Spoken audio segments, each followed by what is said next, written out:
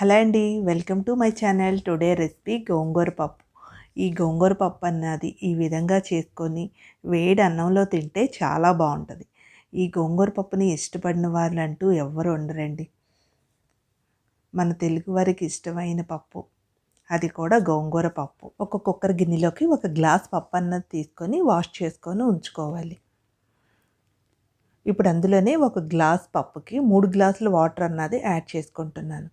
Water అన్నది మధ్యలో add చేయాల్సిన అవసరం ఉండదు, కరెక్ట్గా సరిపోతుంది 3 గ్లాసులు తీసుకుంటే. ఇప్పుడు దానికోసం 2 టమాటాలు, ఒక 5-6 పచ్చిమిర్చి, ఉల్లిపాయ అన్నది ముక్కలుగా కట్ చేసుకోండి.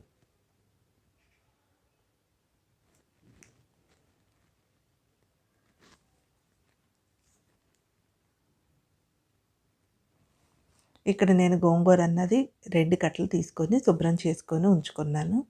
పెద్ద గ్లాస్ పప్పు కాబట్టి 2 గ్లాసులు తీసుకున్నాను. అదే చిన్న గ్లాస్ అయితే ఒక కట్ట గోంగూర అన్నది సరిపోతుంది. ఇప్పుడు నానిన పప్పులో ఒక ఉల్లిపాయ, టమాటాలు, అదేవిధంగా 5-6 పచ్చిమిర్చి, ముందుగా కడిగి ఉంచుకున్నటువంటి గోంగూర,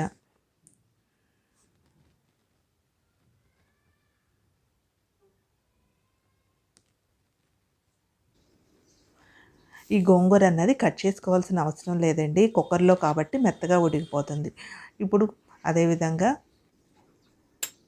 2 స్పూన్ల కారం, ఒక అర స్పూన్ పసుపు, కుక్కర్ మూత అన్నది పెట్టేసి మీడియం ఫ్లేమ్లో ఒక 5-6 విజిల్స్ అన్నది పెట్టు. కుక్కర్ మూత తీసి చూద్దాం. ఇదిగండి, పప్పు అన్నది ఈ విధంగా మెత్తగా ఉడికింది. దీన్ని ఒక పప్పు గుత్తి తీసుకొని మెత్తగా మెదిపుంచుకోవాలి.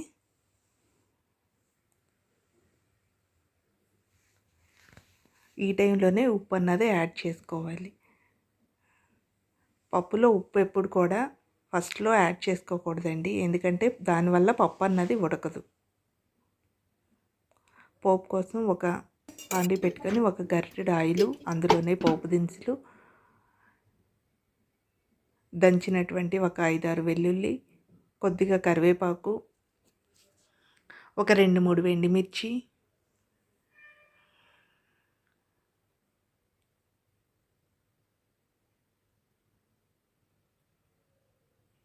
ఇప్పుడు అందులోనే ఇంగువ వేసి పోపును కొద్దిగా వేయించుకోవాలి. పోపు అన్నది వేగిన తర్వాత ముందుగా మనం మెదిపుంచుకున్నటువంటి పప్పుని పోపులో యాడ్ చేసుకోవాలి. 1 నిమిషం పాటు ఈ విధంగా ఉడికించుకొని స్టవ్ అన్నది ఆపేసుకోవాలి. అంతేనండి, ఎంతో రుచికరమైన గోంగూర పప్పు. ఈ పప్పును వేడివేడి అన్నంలో తింటే చాలా బాగుంటుంది. ఒకసారి మీరు కూడా ట్రై చేసి ఎలా వచ్చిందో నాకు కామెంట్ చేయండి. నచ్చితే సబ్స్క్రైబ్ చేసుకోండి.